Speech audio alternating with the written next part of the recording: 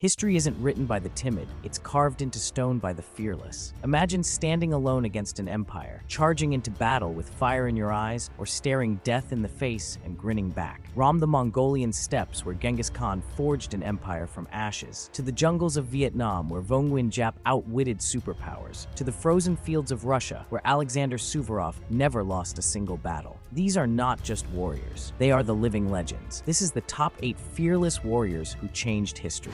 Starting off at number 8, meet Richard the Lionheart, a king so fearless his name became a legend. Born in 1157, crowned King of England in 1189. But guess what? He spent less than a year of his reign in England. Why? Because Richard wasn't interested in sitting on a throne. He wanted war. He led the Third Crusade against the mighty Saladin in the Holy Land. And this guy? He fought like a beast, charging into battle with zero fear, wearing a lion on his armor. He earned that nickname. At the Battle of 𝐴rSuph, his army was outnumbered, but Richard didn't back down. He led from the front, sword in hand, tearing through enemy lines like a man possessed. He once even challenged Saladin to a one-on-one duel, just to speed things up. Saladin declined, but even he respected Richard's sheer boldness. But even lions fall. On his way home, Richard was captured, held for ransom, and England paid a king's fortune to get him back. He died from a crossbow wound in 1199, but Richard the Lionheart lives on as one of the most fearless kings in history, more warrior than ruler, and a legend forever. Would you challenge a king like Richard? Coming up next at number 7, this is Boudica, a Celtic queen, a mother, a warrior, and the nightmare of the Roman Empire. It's 60 AD. The Romans have conquered Britain. They flog her. They assault her daughters. Big mistake. Boudica rises, not just for revenge, but for justice. She unites warring tribes, something no one thought possible, and she leads an army of over 100,000 warriors. They burn Roman cities to the ground, Camulodunum, Londinium, Verulamium. The empire is shaking. Statues fall. Roman legions flee. This isn't just rebellion. This is a reckoning. Even Roman historians admit she fought like a queen possessed by the gods. And though she was ultimately defeated, Boudica became a legend, a symbol of resistance, a woman who stared down an empire and made history. Fearless, ruthless, unbreakable. This was no ordinary queen. This was Boudica.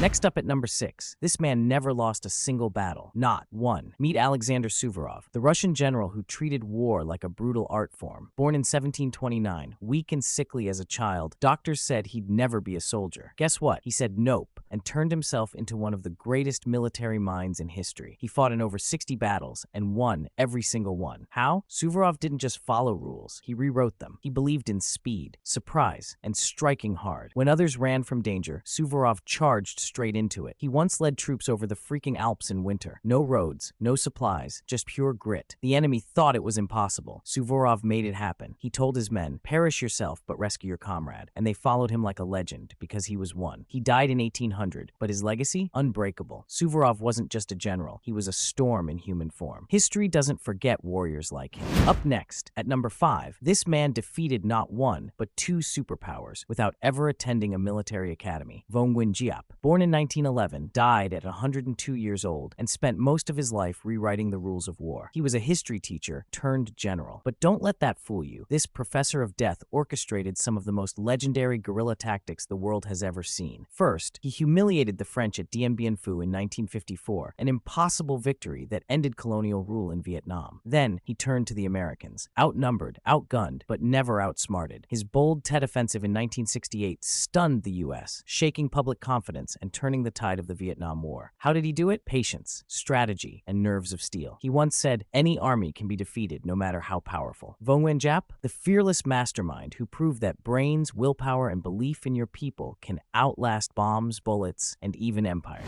Halfway there, at number 4, forget what you think you know about samurai, because one of the fiercest warriors in feudal Japan was a woman. Meet Tomoe Gozen, the blade-wielding legend of the 12th century. She didn't just fight alongside men, she led them. Tomoe wasn't just skilled with a sword, she was a one-woman army. A master of archery, horseback riding, and close combat, she terrified enemies with her strength and precision. During the Genpei War, a brutal clash between the Taira and Minamoto clans, Tomoe Gozen fought under Minamoto no Yoshinaka, her lord and rumored lover. While others fled or fell, Tomoe stayed. Legend says she once beheaded a samurai general in full armor with a single swing. But this wasn't just about bloodshed. Tomoe shattered expectations. In a time when women were supposed to stay silent and hidden, she stood tall on on the front lines, armor glinting, defying the world with every strike. As Yoshinaka's forces began to lose, he ordered her to escape, maybe to save her legacy. So what did she do? She charged straight into a sea of enemies, killed a fearsome warrior named Onda no Hachiro, and vanished into legend. Some say she became a nun, others believe she wandered as a ronin, but all agree Tomoe Gozen was not just a woman in armor. She was a force of nature, a symbol of courage, a breaker of norms, and one of the most fearless warriors in all of history. So the next time someone says samurai, remember the name. She didn't need permission. She took her place in history with steel and fire. History remembers the bold, and Tomoe Gozen was unforgettable. Next up at number 3, imagine a man born in the wilds of Mongolia, abandoned, enslaved, and left to die. That boy? He became Genghis Khan, the most feared conqueror in history. Temujin, his birth name, didn't grow up in a palace. He grew up fighting for every scrap of food. His father was poisoned, his tribe betrayed him, and yet he survived. He united warring clans not through kindness, but pure willpower. If you opposed him, you vanished. If you joined him, you rode into history. With lightning-fast cavalry and brutal tactics, Genghis Khan built an empire 4 times the size of Alexander the Great's, from the Pacific Ocean to Eastern Europe. He redefined warfare. His enemies never saw him coming. He'd fake retreats, circle back, and strike like a thunderstorm. Entire cities surrendered at the mere sound of his name. But he wasn't just a warrior. He created the first international postal system, promoted religious freedom, and opened the Silk Road, connecting East and West. Genghis Khan died in 1227, but his legacy, undeniable. Over 40 million people today may be descended from him. One man, one vision, one unstoppable force. He didn't just conquer the world, he rewrote it. Genghis Khan, the storm that changed history forever.